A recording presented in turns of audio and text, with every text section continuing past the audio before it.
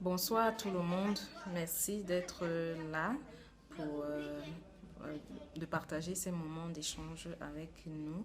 Merci également aux organisateurs de ce workshop qui nous permettent en fait de débattre, de donner notre point de vue sur ce qu'est réellement la justice planétaire et sur les questions du développement durable. Merci Corassi de me passer la parole. Merci pour cette belle introduction et cette belle présentation de moi. Euh, je vais commencer mon propos en rappelant une fois de plus la thématique de notre panel. Nous parlons ce soir de la justice planétaire à partir de la perspective de l'histoire postcoloniale et de la philosophie politique africaine. Et comme premier intervenant, je vais parler de... Mon propos portera effectivement sur la perspective historique de la réparation mémorielle communautaire et individuelle de cette justice planétaire africaine dont on parle. Euh, je commencerai par dire que nous soutenons, mon équipe, nous soutenons l'idée selon laquelle la réparation doit venir du bas. Et partant donc de ce postulat, nous avons initié l'idée de la réparation communautaire individuelle. C'est quoi cette réparation communautaire individuelle? Lorsqu'on parle de justice planétaire, la réparation communautaire et individuelle est en réalité cette réparation ou cette justice qui émerge spontanément chez l'opprimé, chez l'opprimé ou cette personne qui a hérité des éléments qui a hérité d'un parent, des souvenirs ou bien une mémoire d'oppression. Parce que l'oppression, selon les psychanalystes et les psychologues, les chocs psychologiques ou les traumatismes psychologiques se transmettent pour ce qui est de la mémoire de génération en génération, peuvent se transmettre. Donc du coup, les parents des personnes qui ont directement vécu l'esclavage ou la colonisation, ces pans de l'histoire très douloureuse africaine, ont cette tendance, peuvent transmettre les douleurs qu'ils ont ressenties en vivant ces événements à leur descendance et ça pourrait se transmettre comme ça de génération en génération. Donc, ces constats ont été effectifs dans les communautés africaines, dans certaines communautés africaines qui, face à cette douleur, ces traumatismes, vont mettre sur pied des institutions pour résoudre, pour réparer en fait la mémoire de ces personnes et guérir pour leur propre guérison psychologique. Et c'est à ce moment, c'est l'occasion en fait avec ces institutions de porter un discours sur ce passé douloureux. Donc, l'histoire en tant que discours, l'histoire telle que nous la connaissons en tant que discours dit ou discours écrit de ce passé ne va pas être actée de la même façon dans ces communautés parce que cette histoire reste douloureuse et elle a donc cette tendance à devenir silencieuse. Comme si je reprends les propos de Nicolas Argenty, qui a beaucoup travaillé sur les mémoires, la question des mémoires ou de l'histoire de la mémoire silencieuse. Donc, cette mémoire, à première vue, reste silencieuse, mais lorsqu'on se penche plus près dans ces communautés, on se rend compte qu'elle n'est pas dite de façon officielle, mais elle est actée dans les pratiques, à travers les pratiques rituelles et religieuses, à travers la mise en scène de la mémoire historique et à travers des mouvements commémoratifs. Donc, c'est dans ces éléments que nous appelons la réparation communautaire et individuelle, ou justice, ou tout simplement justice communautaire et individuelle. Nos propos seront donc étayés par trois de ces rites que nous avons identifiés en Afrique. Nous avons choisi parler des rites de la route chez les Yemba de l'Ouest Cameroun, les rites vaudou Chamba chez les Ewe et les Mané du siècle Togo, Ghana, Bénin, et les rites des commémorations des ancêtres chez les Betimizaraka de Madagascar. Nous commençons donc par les rites de la route Yemba. En fait, nous allons faire vraiment une présentation complètement synchronique et diachronique qui nous permettent de comprendre comment fonctionnent ces rites, pour nous permettre de comprendre en quoi est-ce que ces rites sont donc liés à la question de justice populaire et en quoi est-ce qu'ils pourraient aider, tenir compte de ces rites dans les gestions politiques, dans des gestions des décisions ou des orientations politiques internationales aiderait aussi d'une façon ou d'une autre à mettre sur pied un développement durable. C'est quoi les rites de la route? Chez le peuple Yemba, les rites de la route sont un ensemble de rituels qui se font sur des routes, sur des places de marché, sur des carrefours ou sur des domaines de concessions, de vieilles concessions abandonnées. Ces rites, en réalité, sont ces lieux, ces carrefours et ces lieux, généralement, sont soit pour les places de marché, des anciens marchés d'esclavage, les routes, généralement des anciennes pistes de commerce de l'esclavage ou encore des anciennes pistes qui menaient à des plantations coloniaux.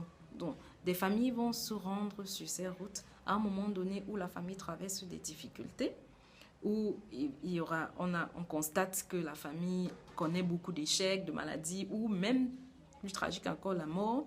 Et ils vont se rendre chez un devin qui va leur dire qu'en réalité, tout leur malheur vient d'un esprit, un de leurs ancêtres qu'ils ont oublié, qui a été vendu comme esclave ou qui a été amené loin d'eux et qui se plaint ou est fâché parce que la famille l'a oublié. Donc à ce moment, la famille s'organise, va sur la route, fait soit l'un de ces rites, parce que nous en avons identifié deux. Il y a le rite, on va appeler le rite couvrir la tête. On va prendre la tête, une motte de terre comme modèle et qu'on utilise comme symbole, comme un symbole du crâne de cet ancêtre.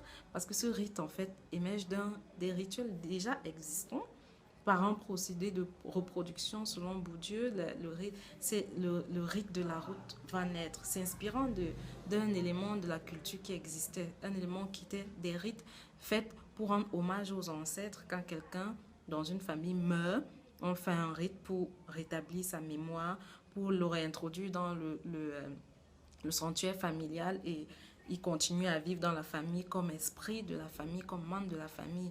Or, quand un individu était amené ailleurs et qui mourait loin de sa famille, très souvent, il n'avait pas droit à ce genre de rite. Et donc, la famille, pour corriger cela et pour se reconnecter à cet ancêtre et pour guérir des traumatismes de ce passé douloureux, ils vont faire ce rite en route.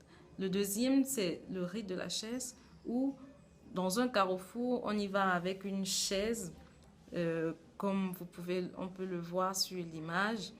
Les gens vont sur des carrefours avec ce type de tabouret où on fait asseoir un passant ou un candidat, quelqu'un qui se porte garant de représenter ce membre de la famille qui a été vendu comme esclave sur la chaise. Il le représente comme candidat de ce rite. Il devient le candidat représentant de cet ancêtre qu'on veut ramener à la maison. Il est assis sur la chaise, il devient comme le successeur de ce membre de la famille qui est mort ailleurs et il pourra ainsi porter le nom de ce membre de la famille oublié. Il pourra devenir le représenter, lui donner une famille et une descendance. Donc, ce que ces rites ont de particulier, c'est que c'est des institutions qui permettent finalement à ces familles de rendre justice à ces ancêtres enlevés, de rendre de façon spontanée justice à ces personnes enlevées, de réconcilier la famille à son histoire et de soigner les traumatismes acquis ou bien hérités de ce passé douloureux. Le deuxième cas de ce type de rite de réparation individuelle, nous le retrouvons dans le cercle Togo, Ghana, Bénin, chez les Mané et les Ewe, où il est mis en place un culte vaudou spécifique dédié aux ancêtres. On appelle ce culte le culte Chamba. C'est quoi le culte Chamba? En fait, ce culte a quelque chose de particulier, c'est que c'est des anciens maîtres ou les descendants des anciens acheteurs d'esclaves qui finalement décident de rendre hommage ou rendre justice à ces personnes qui ont été vendues parce qu'à un moment, ils se sont rendus compte que leur famille subissait des échecs, que ce passé traumatisait la famille à travers des échecs, la maladie et même la mort. Et ils décident donc de mettre sur pied un culte qui rend hommage à ces personnes qui ont été privées de leur liberté, qui ont été privées de leur famille. Donc ces descendants, finalement, lors de ce culte vaudou, offrent leur corps pour la possession, pour que ces esprits d'esclaves puissent les posséder et qu'ils puissent à un moment donné, rejouir d'une certaine vie. Et que leur histoire, finalement, qu'on puisse porter un discours sur ce qui était de leur passé. Et qu'ils puissent, puisque dans ces communautés, l'oubli est un malheur, que ces personnes, ils ont été complètement séparés de leur famille, et ce qui est certain, les familles ne savent pas où ils sont ou comme ce qu'ils sont devenus. Ces descendants d'anciens esclaves, conscients de cela, ont décidé d'offrir à ces esprits un culte où ils sont mis à l'honneur. Et ce culte se fait à travers la possession. Ça veut dire que les descendants d'anciens maîtres, parfois qui sont eux-mêmes, c'est assez mitigé parce que parfois ces descendants d'anciens, ceux-là qu'on appelle les descendants d'anciens maîtres ou bien les pratiquants de ce culte, parfois sont aussi des esclaves, des descendants d'esclaves. Mais parce qu'à cette époque, les esclaves pouvaient devenir des épouses des anciens des maîtres. Il arrivait que finalement, il n'y a plus une frontière entre ces deux statuts. Il arrive que dans ce culte, on retrouve les descendants dont les parents étaient des esclaves, mais qui avaient pour parents aussi un père maître ou acheteur d'esclaves. Donc, mais tout compte fait, c'est que ce culte a cette particularité de rendre justice. On crée un autel et des vaudous sous forme d'esclaves, comme on peut voir sur des images. Les vaudous on a ces vaudous qui rendent hommage finalement à ces esclaves avec des chaînes, les mains croisées, enroulées ou bien complètement embaillotés dessus des cordes ou des chaînes. On leur fait, c'est des moments intenses où les maîtres ou les descendants des anciens maîtres vont se faire posséder, vont offrir leur corps, complètement un contact aussi charnel que puissant, pour permettre à ces esprits de reprendre, d'exister, d'avoir droit à une histoire, de pouvoir tenir un discours, de revivre, si on peut utiliser cette expression. Et à la fin de ces rites, tant la famille, les descendants d'anciens maîtres que les esclaves, finalement, chacun se sent avoir reçu justice, parce que s'il y a une chose que ces rites ont de particulier, portent en ce qui concerne la justice, c'est qu'ils permettent finalement à ces personnes d'assumer leur histoire, ce passé, quoique douloureux, de porter, comme chez les Yemba, un discours réel sur ce passé et de finalement soigner leur traumatisme de ce passé douloureux. Plus loin encore, au sud de l'Afrique, chez les Bétimisaraka de Madagascar, on assiste encore à ce genre d'événements, à ce genre de mise en scène, à ce genre de commémoration, à ce genre d'institutions qui finalement aident à la réparation. Et il s'agit des cultes de commémoration des ancêtres chez les Bétimisaraka. Et ce culte, en fait, c'est dédié à toute personne qui est morte lors des revendications ou de la résistance contre la colonisation, où des hôtels sont créés, on déterre des ossements et autres pour introduire dans le sanctuaire familial pour un culte dédié donc à ces personnes qui sont mortes. C'est vraiment des moments de communion où la famille finalement arrive à se reconnecter à son passé. Donc, en gros, ce que nous voulons, ce que nous montrons ou bien ce que nous essayons de montrer à partir de ces 3 exemples, c'est que la justice planétaire ne peut pas, si on veut parler d'une réelle justice planétaire, on ne devrait pas faire fi de ces éléments ou de ces institutions qui existent et qui sont mis sur pied par des populations qu'on considérait insignifiantes, puisque très souvent c'est des communautés villageoises, des personnes qui vivent dans, si on peut dire ainsi, dans un autre monde, qui sont parfois coupées complètement des réalités institutionnelles internationales, des institutions juridiques internationales. Si on parle de la Cour internationale de justice, un monsieur, un Yemba ou un Mané ou un Newe ou un Bétimzeraka dans sa communauté n'est très souvent pas au courant de ce qui ou des décisions qui sont prises par ces institutions-là, mais ça n'empêche que ils sentent personnellement, individuellement et spontanément le besoin d'une justice. Ils sentent qu'il y a un passé, il y a eu un passé, ils sont héritiers d'un passé douloureux et qui a nécessité d'une réparation. Et spontanément, des institutions sont mises sur pied pour résoudre ce problème. Et la résolution de ce problème tient en compte donc non seulement la question économique, c'est-à-dire résoudre le problème des échecs, les échecs dans la famille, dans le sens de la maladie, les échecs professionnels et même la mort. La question psychologique, très important parce que ce passé douloureux, il faut le reconnaître, a marqué l'Afrique et continue de marquer l'Afrique sur plusieurs points, à plusieurs degrés. Et c'est des traumatismes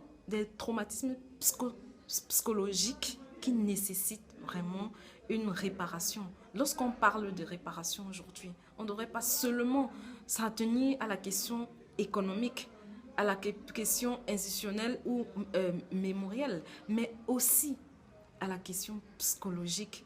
Parce que tant que cette question n'est pas tenue en compte dans les questions de justice planétaire, je ne pense pas que de réelles solutions seront trouvées. Je ne pense pas que sur le plan de la pratique, ces justices pourront réellement aider. Elles pourront aider